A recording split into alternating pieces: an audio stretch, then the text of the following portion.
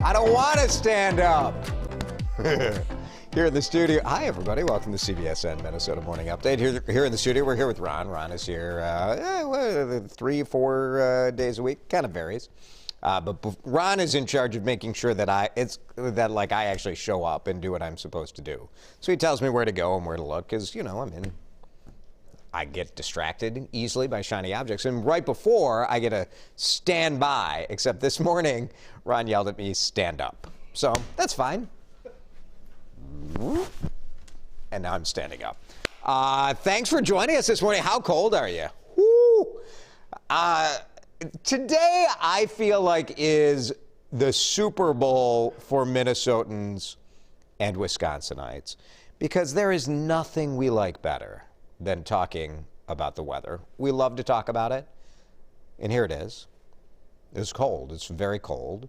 Feels like, do you even need that? You're like, it's 9 below by 8 tonight. But right now, it's like, what is it out there, right? It's 20 below. Is that real? 18, 19, 20 below, depending on where you are in the state. But we love this. Here's what we're going to talk about today. Because we love to talk about the weather. Yes, it's cold. Yes, it's been cold for a long time. And it's going to be cold for another several days. If you tune into the morning news, Riley's going to say well, it's going to, hey, the warmer weather's coming. It's just right around the corner. It's Sunday, okay? It's going to be miserable for another week. So what can we do about it? Nothing. We can't change the weather, but we can talk about how tough we are. We can tell people all over the country, big deal. Oh, you think it's cold? It's 6 degrees. Somebody just sent me a picture of their thermostat. That was 33 below in Harris, Minnesota. So my question is this, who's tougher? Now look at some of this stuff. So here, this is Altoona, Wisconsin. They held the first ever United States Croque-Curl Championship. It was 5 below. All right.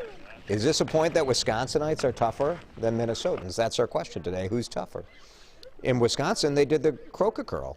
This is the first of its kind. It's kind of like curling, as you can see, but there's a game called Croque-Hut or something like that, which is this. You try to get the rock in between those spikes. Relatively new game created in Canada, but that's kind of fun, right?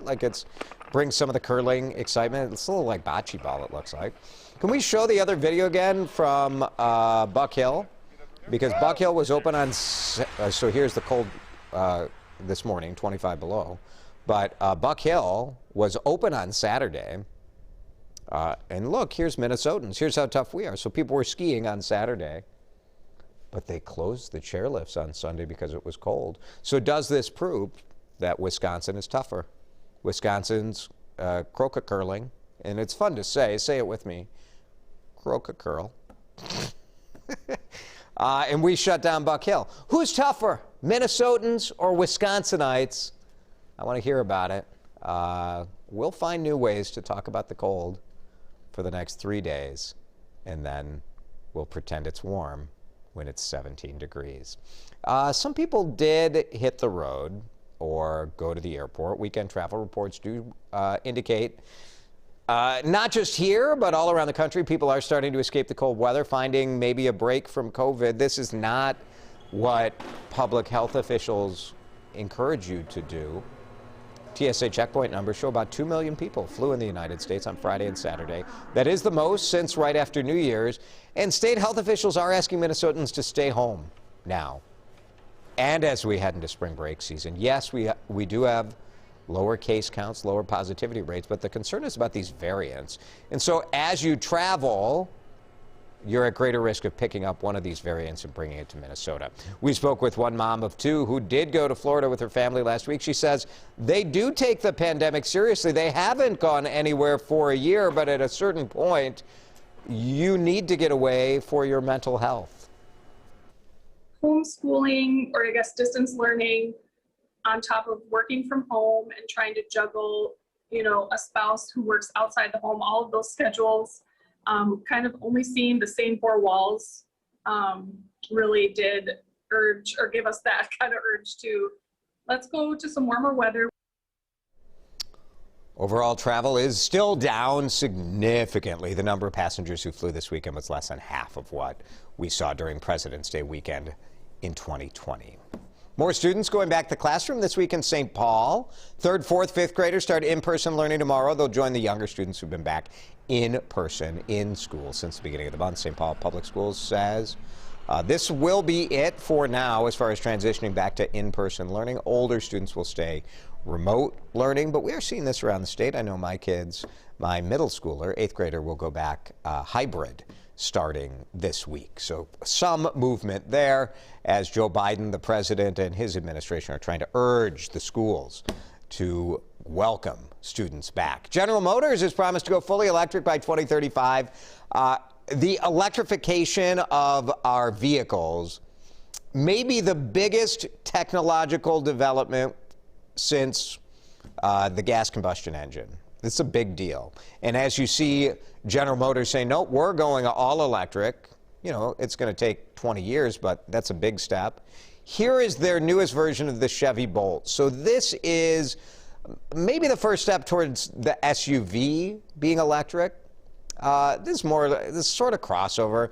It's sort of hatchback. Like, it's not huge yet. Just a tiny bit bigger than the regular GM kind of crossover version here. It's not all-wheel drive, so they're working towards that, but both versions of the Bolt are due in showrooms this summer. GM also planning to release an electric Hummer, and maybe you saw during the Super Bowl the ads for the Cadillac Lyriq, which will be like kind of an electric Escalade type vehicle, which I am really looking forward to seeing what that looks like. 37 years to the day after Princess Diana announced she was pregnant with Prince Harry, her son announced he's going to be a dad again. The Duke and Duchess of Sussex expecting their second child. What a beautiful picture here, right? Meghan Markle, Prince Harry shared the news on Instagram. Black and white photo. You see that? See a little baby bump there on Meghan, and just wonderful news. Archie, their son, is going to be a big brother. He'll turn 2 years old in May. Now, you remember Prince Harry and Meghan stepped down from their royal duties last year. They live in California now. I think they're developing, like, they have a Netflix deal or something. But what makes this really special to me anyway is that Meghan was very public in November, revealing that she had a miscarriage last July. And I know so many of you can relate to that and the pain of that. And now to have a pregnancy that hopefully will end well. I think it's great. Palace spokesperson said Queen Elizabeth, rest of the royal family, of course, are delighted by the news of another royal baby. We don't yet know the due date. Love means never having to say you're sorry. One of the most famous movie lines of all time. Look at Ally McGraw. She looks great. Ryan O'Neal looks okay. Love Story was the movie 1970. I mean, 1970. That's a few years back, 50 years ago. They received their stars on the Hollywood Walk of Fame together in a virtual ceremony. First time they've had a virtual double star ceremony celebrating that 50-year anniversary of the movie. Looking for a window in the wall. All right, Olivia Newton John and her daughter Chloe released a new single. The duet is called Window in the Wall. Olivia Newton John says she met a woman at a health clinic who was like, hey, I have this song that I think would be great. She's like, well, all right, send it to me. Turned out it is good. And they love the theme of love, forgiveness, understanding, and respect. Kind of cool, mom and daughter releasing that new single. Oh, Olivia Newton John, still getting it done, right? Disney's newest superhero is a squirrel. Yeah. Maybe you know this children's book. It is a bestseller, Flora and Ulysses. It follows a 10-year-old comic book fan, Flora, who rescues Ulysses, a super-powered squirrel.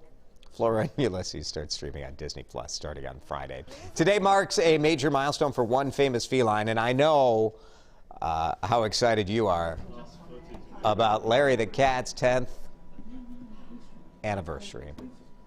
Yep, 10 years on 10 Downing Street in London. And Larry was recruited because they had a bit of a problem.